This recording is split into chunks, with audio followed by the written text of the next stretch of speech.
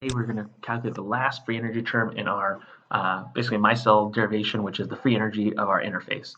So we need to calculate and consider the interfacial energy that we've kind of dealt with previously for our microphase separation and creating that intermaterial dividing surface. Because you can see here in our corona, I'm going to switch to green, we're creating an intermaterial dividing surface here.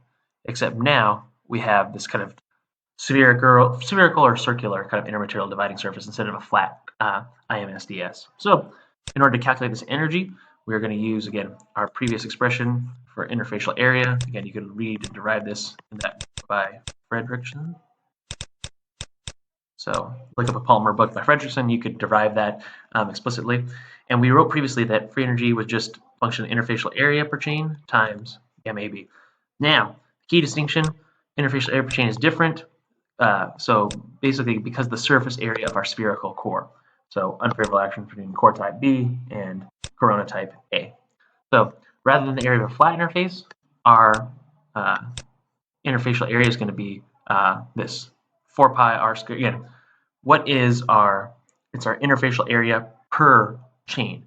So interfacial area, so of a sphere, so surface area 4 pi rc squared, radius of our corona. Again, let's just go back here. So that interface is just going to be the radius of our corona, RC, and we are going to calculate it's just the interfacial area, again, divided by the number of polymer chains in my micelle. So this is the interfacial area per chain. So the total interfacial area per polymer is just going to be this value times our interfacial energy. So this is our energy per polymer. That's it. So that is our final free energy term. So for the total free energy, we have these three expressions. So we've found G stretch, G mix, and G interface.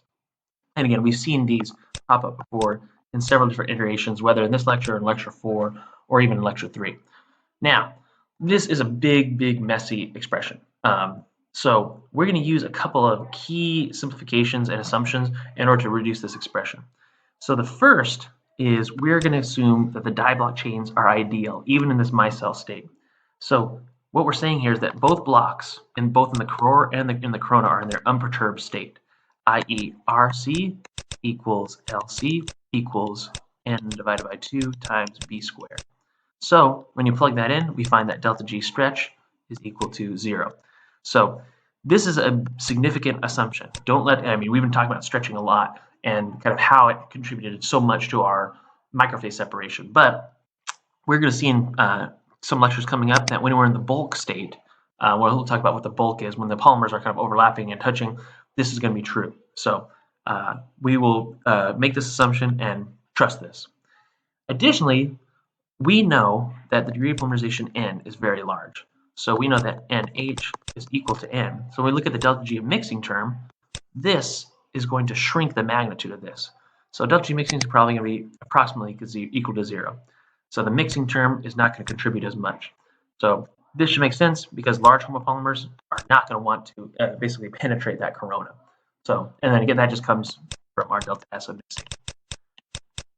So this gets canceled out, this gets canceled out, and all we're left with is this expression right here. So the delta G of our interface. So the change in interfacial free energy is the dominant term and what drives the aggregation and the creation of our micelles. So we can even make this a little bit more simple by using this incompressibility question, or incompressibility assumption or condition. So basically saying that the volume occupied by the chains in the solution is equal to the volume occupied by the micelle. So we can solve basically for NM. We could just assume, again, average volume of block B is given by number of monomers, N divided by 2, B cubed. Again, just kind of like a spherical nature.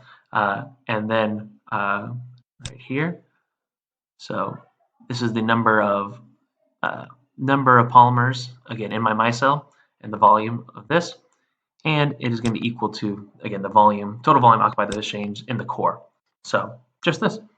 So right term, again, volume in the core, and then the left term, again, is just the in solution.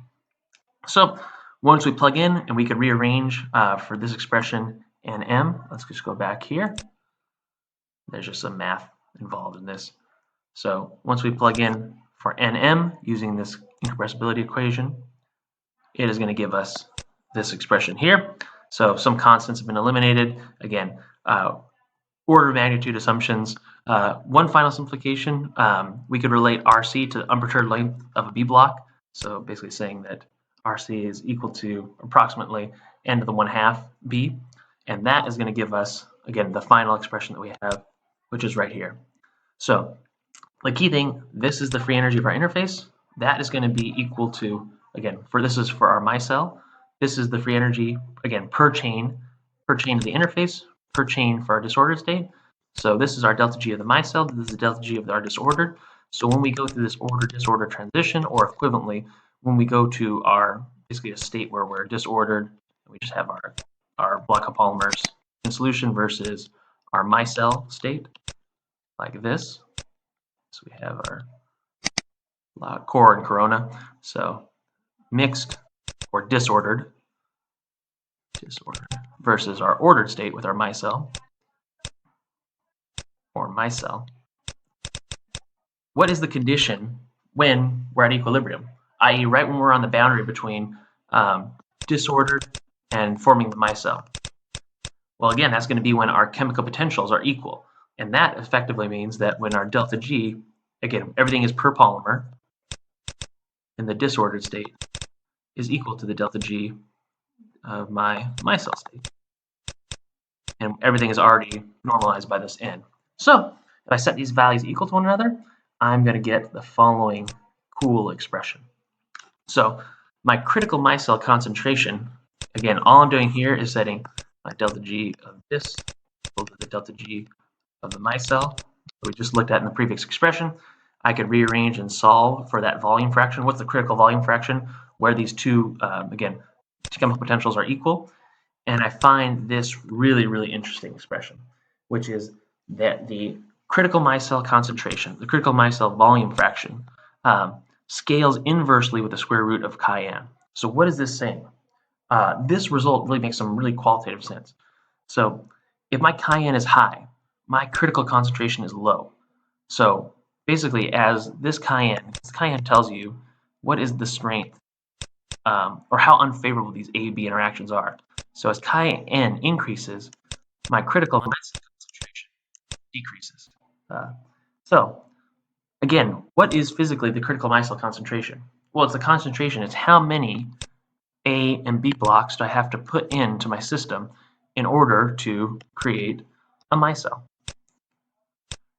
in order to create this little guy. So the driving force to form a Micelle is, again, this interfacial energy, these bad, unfavorable A-B contacts. So as the strength and particularly the number of unfavorable enthalpic interactions increases, less dye blocks required to initiate that aggregation or that self-assembly into micelles. So that's it. So it's really, really kind of cool to see here. And one of the other, let's take two examples for. So I have dye blocks 1 and 2. They're both 50-50, even though I can't draw it to scale. So I'm going to do this, and I'm going to do this. Which critical Micelle concentration is going to be higher, 1 or 2? Well, these are both A and B. So I'm going to say that my chi of, again, these are B blocks, these are A blocks. My chi of my state of AB1 is equal to my chi state 2. So that's not going to change. What's changing here? Well, it's just the number of these unfavorable AB interactions. So here we have more unfavorable interactions. So my chi n, my n is increasing, my chi is still the same. So this is going to have a lower critical Micelle concentration. Alternatively, if I have an A block and a B block here, call this A and B, versus C and D here, if I state that my chi AB is much, much greater than my chi CD, which is going to have a lower critical micelle concentration. Well, these interactions are larger and more unfavorable, so thus my critical micelle concentration of CD is going to be greater than my critical micelle concentration of AB. Sorry for those notations.